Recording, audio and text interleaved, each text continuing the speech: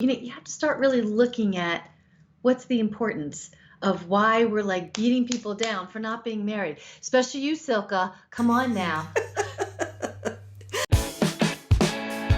Did you push record?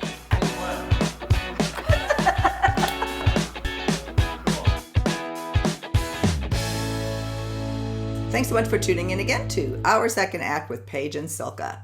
For your second act of life. Hey, Silka. Hello, Paige. Paige, today we're continuing on love and relationships. We've done lots of segments on finding love and, saving relationships, great divorce, blah, blah, blah.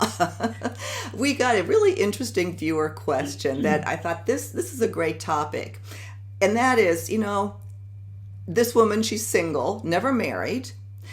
She's in her early 50s.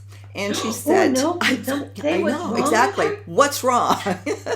She goes, I would love to hear a segment on, is there something wrong with me? Because every time I tell people that, in a conversation, I'm at a party, whatever, I'm not married, it's, well, what's wrong? Is there something wrong, Paige? And you and I talked about this, and I said, this goes back to the segment we did on childless. Yes. Not kids. Is there something wrong? Right. And it goes back to the damn societal norms again of, well, you're supposed to get married and then you're supposed to have kids. Well, who made that one up? So no, there's nothing wrong with you, because there's many people that I know, especially later in life, that go, oh my God, I wish I wasn't married. So it's, well, that's what she said, and just also, I don't want to disclose who she is, but she's an attractive woman, funny. She's she's successful. She could have been married several times, but she realized that it wasn't right for her. That's the key. So think about how many people do get married, and then they realize marriage is not right for me, but then they feel stuck. Yeah. It goes back to what we said about like the childless. When women decide, I don't want to have a kid because I know that that's not for me, it's the same thing as, what? I love to date. I can be connected. We can have a relationship. I can be in my house. You can be in your house, but we don't have to be married. There's absolutely nothing wrong with that at all. Right. The whole marriage, it puts such the institution of marriage at such pressure. I read in an article that I researched for another segment on why so many more women file for divorce, that the statistics, especially in longer relationships or as we're older, of course they're way up for great divorce. Yeah. But in relationships where they're like long-term relationships where people aren't married, that doesn't apply. The breakups don't apply. And they extrapolate it from that data and the statistics. It's that contract isn't there. Yeah. Isn't it funny that just a piece of paper or a contract kind of holds you in a certain way? Mm-hmm. And again, it just goes back to societal norms. So if someone doesn't want to be married, great, because you've decided that doesn't work for you. There's not much more that we can say about it if you really think about it, other than when are we going to start living life in a world where we break these societal norms? It's kind of like, and I'm going to go here, I'm going to go here. It's kind of like religion. That is man-made, okay? Yes. So, everyone says you have to do this, and this. Right. Who the hell said that? So, you have to decide what is right for you. What does your soul want? How does it work for you? What do you want to do? How do you want to live your life? And it doesn't matter what anybody else says. And somebody will come back and say, but my family will leave me, or I'll be exiled, or they just won't understand. Then that's their issue. That's not yours. You have to live the life that works for you. And if not being married works for you, good for you. Yeah. I just did an interview, I'll link to it, with Kristen Kaufman. I just absolutely love her. She wrote the Is This Seat Taken series, and she never married. She talk about successful, beautiful woman. She ran a Fortune 50 $billion business division for Hewlett Packard. And she talks about that. That was one of her stories in her most recent book is, when she goes to parties, the dreaded reunion, the dreaded 40-year reunion, whatever, and about not being married and how she was going to handle it. And there's no reason to have that kind of pressure. And I think that's what we want to bring out in this segment is give yourself permission to release yourself from this pressure. There is nothing wrong. You probably made a really smart decision because as my other friend or other viewer said, I listen to all my friends who are married and talk about, just bitch about their husbands all day. Why would I want that? Yet I'm the one that, they look at me like something is wrong. Yeah, there's pros and cons to everything. You're always going to have stuff on both sides, but it comes down to what works for you. And it doesn't matter what anybody else thinks. It doesn't matter what society thinks. You're not hurting anybody. You're not murdering anybody.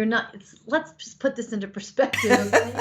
All right. You're not doing anything wrong to anyone at all because you're being authentic to what works for you. Exactly. And, I can personalize that too. I mean, I've been, Paul and I have been in a relationship now for, 7 years or so.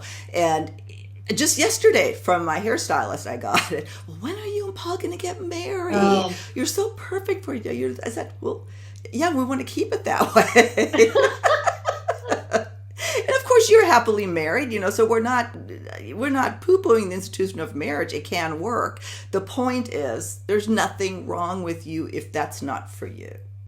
Right. Exactly. Do what works best for you. And again, there's pros and cons to everything. And sometimes people who are not married, sometimes they get lonely too, but that doesn't mean they want to get married. And sometimes people who are married have problems in their marriage, and that's normal too. So, you have to start really looking at what's the importance of why we're like beating people down for not being married. Especially you, Silka. Come on now. How would you advise someone to handle that question? Because there are people, we're laughing about it. Obviously I'm not insecure about that. But somebody who really is bothered by that, like, is there something wrong with me? I don't want to make fun of their fear. That's not my intent here, certainly. How would you advise someone that's truly struggling with this? I think I'd have them first ask themselves and journal down, why is this so important? Why is this making me so uncomfortable that I'm not married? Because my guess is underneath all of it, there's a thread there of something about not being married, whether it was like banged into you, forced into you of the guilt of why I'm not having it. There's something connected, because if it really didn't bother somebody, you would just be like, yeah, so I'm not married. Why are you married?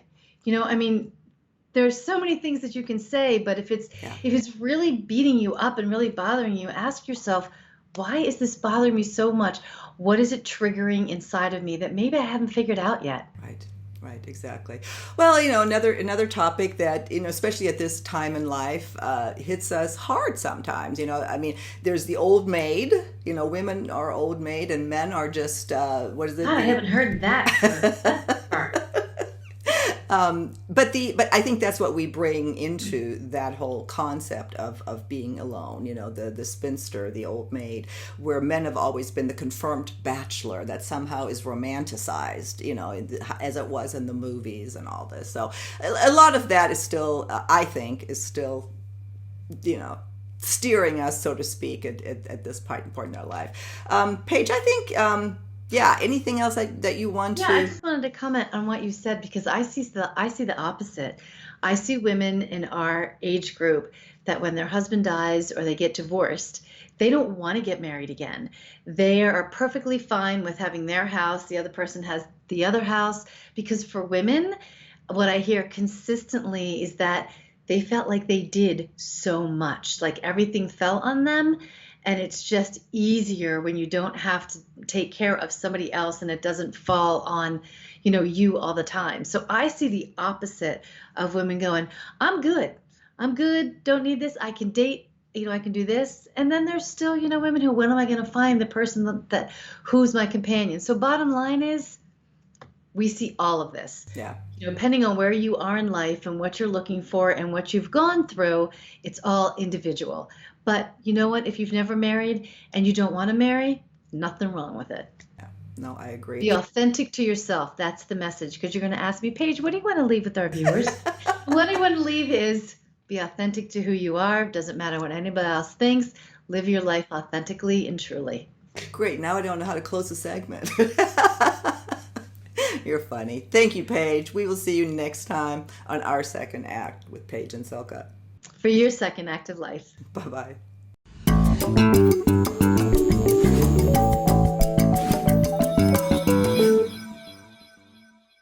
If you haven't already done so, please be sure to subscribe to our channel. The button is right over here. Just click on through to YouTube, and when you see that little bell right next to the subscribe button, hit that too, and you'll be notified every time we launch a new video. See you next time.